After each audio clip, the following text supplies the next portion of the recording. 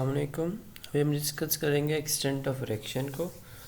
हम पढ़ रहे थे एप्लीकेशंस ऑफ इक्विलिब्रियम कांस्टेंट। तो फर्स्ट वन एप्लीकेशन हमने पढ़ ली थी, डायरेक्शन ऑफ रिएक्शन। तो नेक्स्ट एप्लीकेशन है extent of reaction. Extent mean क्या होता है? हाउ मच, यानी how much reaction is completed.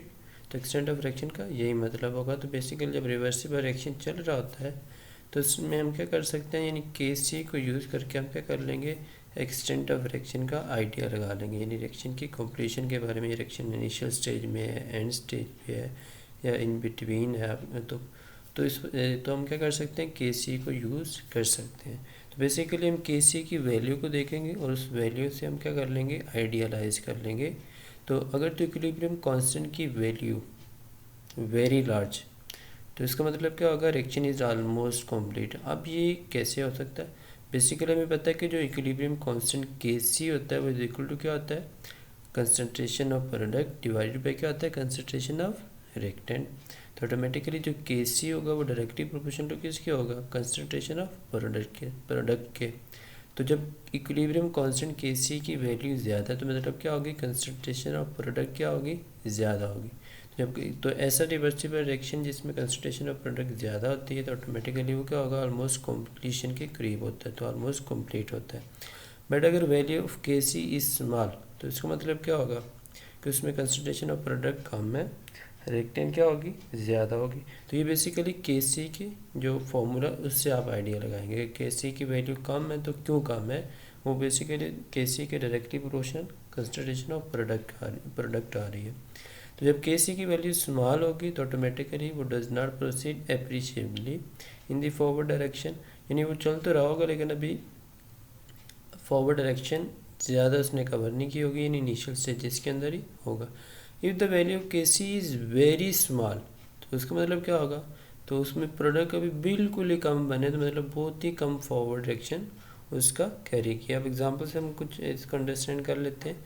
First one, decomposition of ozone. Ozone O3 होती है टू ऑक्सीजन। इसके के लिए KC की वैल्यू जो है वो 10⁵ है, 25 डिग्री सेल्सियस, 10⁵55 ये KC की वैल्यू जो कि बहुत लार्जर वैल्यू है। तो जिसकी लार्जर वैल्यू होती है KC की, उसको ऑटोमेटिकली क्या होता है, रिएक्शन ऑलमोस्ट कंप्लीशन की तरफ होता है। ओजोन जो होती है ये अनस्टेबल होती है, ये फ़ौरन डिकम्पोज होकर किसमें कन्वर्ट हो जाती है, ऑक्सीजन में कन्वर्ट हो जाती है, रिएक्शन ऑलमोस्ट कंप्लीट हो जाता है, जो कि इसकी KC की वैल्यू से भी हम गेस कर सकते हैं। दूसरा एग्जांपल है decomposition of hydrogen fluoride at 2000 degree Celsius is 10⁻⁻13, यानी जो KC की वैल्यू जो है इतने हाई टेम्परेचर पे भी बहुत कम है। तो जिसके लिए KC की वैल्यू, यानी जिस रिवर्सिबल रिएक्शन के लिए KC की वैल्यू कम होती है, ऑटोमेटिकली उसका जो फॉरवर्ड यानी वो इनिशियल स्टेजेस में ही अभी होता है। तो ये जो HF होता है ये काफ़ी ज़्यादा स्टेबल होता है, इस वजह से इतने ज़्यादा टेम्परेचर पे भी ये डिकम्पोज नहीं होगा। तो ये बेसिकली KC की वैल्यू से हमने आइडियलाइज करना, और KC इज इक्वल टू किसके होता है, ratio of concentration of product और कंसंट्रेशन ऑफ रिएक्टेंट। तो जो KC है वो डायरेक्टली प्रोपोर्शनल टू प्रोडक्ट आ रहा है और इन्वर्सली प्रोपोर्शनल टू किसकी आ रहा है, कंसंट्रेशन ऑफ रिएक्टेंट। तो इसी से आप क्या कर सकते हैं, देख के पता लगा सकते हैं कि KC की वैल्यू ज़्यादा होने से कौन सी कंसंट्रेशन ज़्यादा होगी और KC की वैल्यू कम होने से कौन सी कंसंट्रेशन कम होगी। नेक्स्ट एप्लीकेशन हमारे पास है the effect of conditions on the position of equilibrium.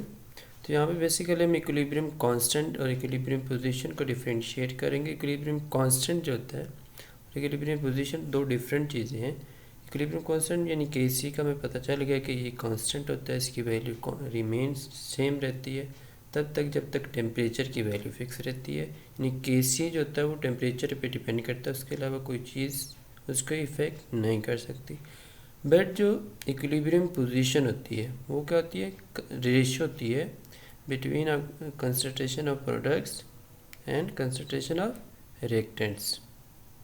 अब इक्विलिब्रियम कांस्टेंट और इक्विलिब्रियम पोजीशन को हम इस जनरल रिएक्शन से अंडरस्टैंड कर लेते हैं। यहाँ पर जनरल रिएक्शन है, रिएक्टेंट प्रोडक्ट्स है, रिवर्सिबल रिएक्शन है, ये इसका इक्विलिब्रियम एक्सप्रेशन हमने फाइंड कर ली है। KC जो है ये कांस्टेंट है और ये जो रेशियो है ये इसको हम क्या नाम दे देंगे, इक्विलिब्रियम पोजीशन का नाम दे देंगे। ये जो Kc की वैल्यू होती है ये remain constant, only depend on temperature. But ये जो रेशियो होती है ये क्या होती है, ये डिपेंड करती है, ये टेम्परेचर पे भी डिपेंड करती है, कंसंट्रेशन पे भी डिपेंड करती है, इवन प्रेशर पे भी डिपेंड कर सकती है। तो ये एक्सटर्नल फैक्टर पे डिपेंड कर रही होती है इक्विलिब्रियम पोजीशन। अगर हम Kc को देखेंगे तो Kc जो है वो डायरेक्टली प्रोपोर्शनल टू किसकी आ रहा है, कंसंट्रेशन ऑफ प्रोडक्ट के आ रहा है। तो अगर Kc की वैल्यू क्या होती है, लार्ज होती है, तो मतलब क्या होगी, प्रोडक्ट की कंसंट्रेशन क्या होगी, ज़्यादा होगी, और रिएक्टेंट की क्या होगी, कम। यानी जब प्रोडक्ट की ज़्यादा होगी तो ऑटोमेटिकली रिएक्टेंट की कम कंसंट्रेशन होगी। तो ये हमारे पास जो रिएक्शन है ये इसकी लेफ़्ट साइड है और ये इसकी क्या है, राइट साइड है।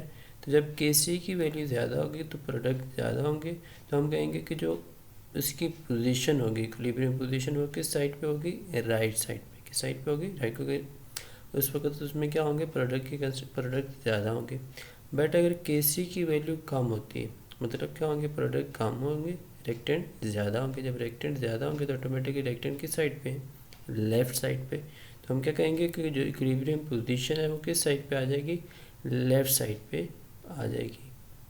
हम यहाँ से भी देख लेते हैं कि जो Kc large, the position of equilibrium lies on the right, because product ज़्यादा होंगे, प्रोडक्ट किस साइड पे थे, राइट साइड।